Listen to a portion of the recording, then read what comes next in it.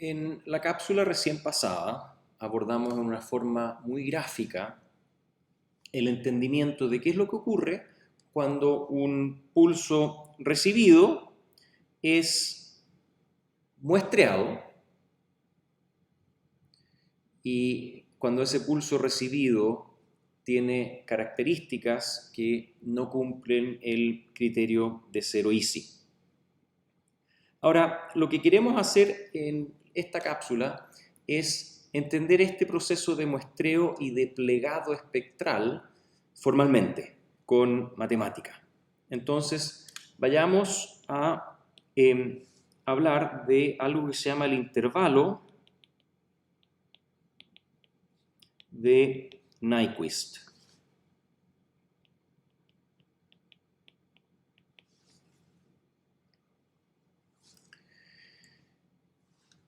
Y lo que queremos acá es analicemos el plegado formalmente.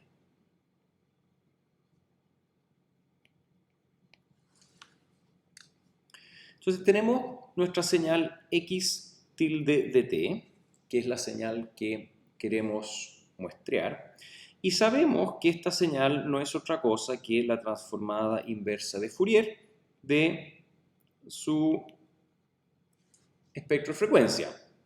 Vale decir, es igual a la integral de menos infinito a infinito de x tilde de f e a la j2pi f t de f.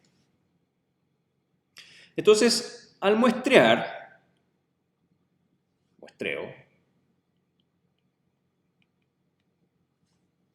obtenemos la señal x tilde de m t más tau 0 es igual a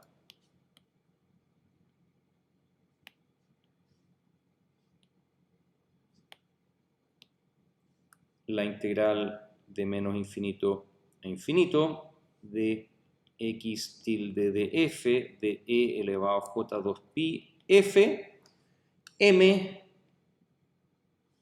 t más tau 0 de f. Y lo que vamos a hacer acá es una pequeña simplificación que no nos hace perder generalidad, que es suponer que tau 0 es igual a 0. Simplemente por una facilidad matemática para simplificar el análisis.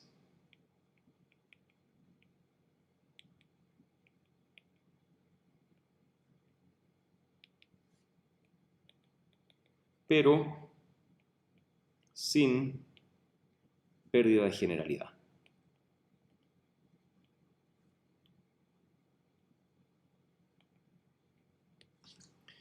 Entonces lo que resulta es que todo esto es igual a la integral de menos infinito a infinito de x tilde de f e a la j2 pi f m t mayúscula de f. Y esto es lo que hemos definido como los x sub m check. Son nuestras muestras del pulso recibido. Son los x m check. Entonces, lo que vamos a hacer ahora, vamos a separar esta integral por tramos. ¿Sí? Fíjense lo que estamos haciendo. Voy a volver aquí a esta figura. Estamos integrando de menos infinito a infinito el espectro plegado, que resulta de muestrear en el tiempo una señal que en el dominio de la frecuencia es x de f. ¿Sí? Entonces, separando la integral en tramos.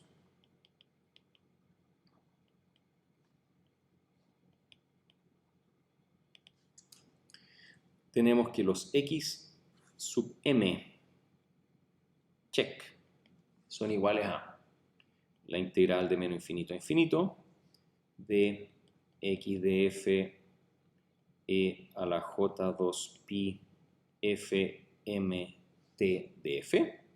Esta todavía es la misma integral de la página anterior. Y ahora sí, separada en tramos, es la suma de k igual menos infinito a infinito de la integral desde 2k menos 1 partido por 2t hasta 2k más 1 partido por 2t, x de f e a la j2pi m f t de f. Noten de que los tramos son de ancho 1 partido por t. Tramos de ancho 1 partido por t. Y noten que esto acá es un fasor que tiene periodo 1 partido por t para cualquier valor de m. O sea, cualquiera sea la muestra que se está tomando, genera un fasor acá que tiene periodo 1 partido por t. Entonces, tratemos de visualizar un poco lo que nos está diciendo esta suma sobre este espectro. Y para ello, vuelvo atrás y voy a utilizar esta figura nuevamente. La voy a copiar.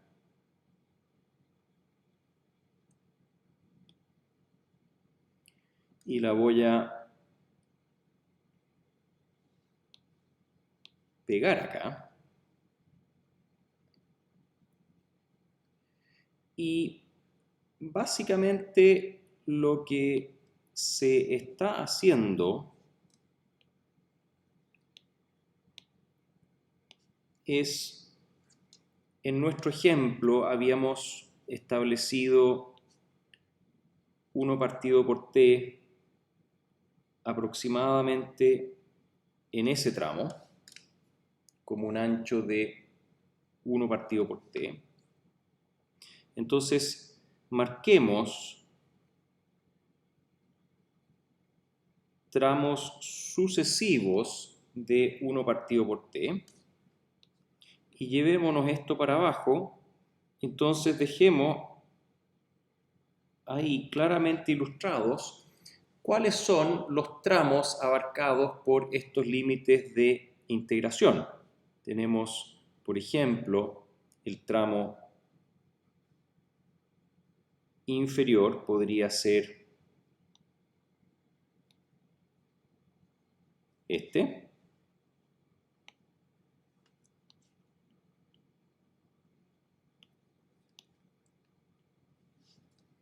Y el tramo superior podría ser este de acá. ¿Sí? Si es que ocurre que k es menos 1 y estamos integrando en este tramo de acá. ¿Sí? Ahora, por supuesto, si este espectro con respecto a la tasa de datos es mucho más amplio, entonces, o la tasa de muestreo T es mucho más estrecha, entonces van a haber más de solo 1, 2, 3 tramos donde la señal lila es distinta de 0. Pueden haber múltiples tramos donde esa señal lila es distinto de 0. En este ejemplo ilustrativo solo hay 3 tramos. ¿Sí? Entonces, una de las integrales abarca todo lo que estoy achurando ahora en muy pequeñito en rojo, acá. La siguiente integral abarca todo lo que estoy achurando ahora en verde. Y después la siguiente integral abarca todo lo que voy a achurar en naranjo. Acá.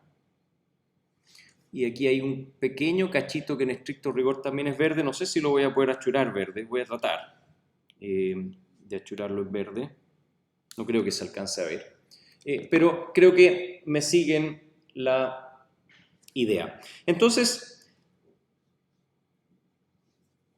dado que el ponderador de este fasor, dado que el ponderador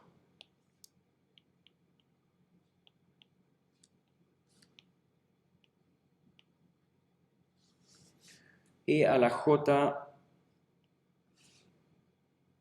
2pi mft se repite cíclicamente con 1 partido por t Hz,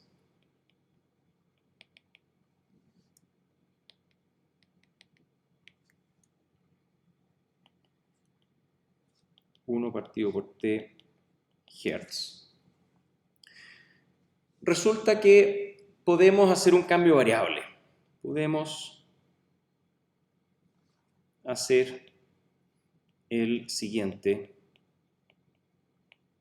cambio de variable.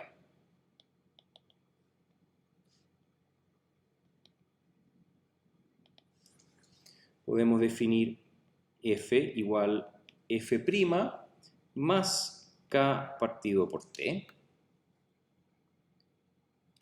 Y debido a eso, fíjense que acá la integral, los límites de integración dependían de k, pero con este cambio de variable dejan de depender de k y podemos intercambiar la integral con la suma. Y si hacemos ese cambio de variable brevemente, tenemos que cuando f es igual a 2k más menos 1 dividido por 2t, entonces resulta que f' es igual a 2k más menos 1 dividido por 2t menos 2k partido por 2k, perdón, 2t. Y esto es igual a más menos 1 partido por 2t. A su vez, el fasor e elevado a j2pi mft con el cambio de variable queda como e elevado a j2pi f' más k partido por t por mt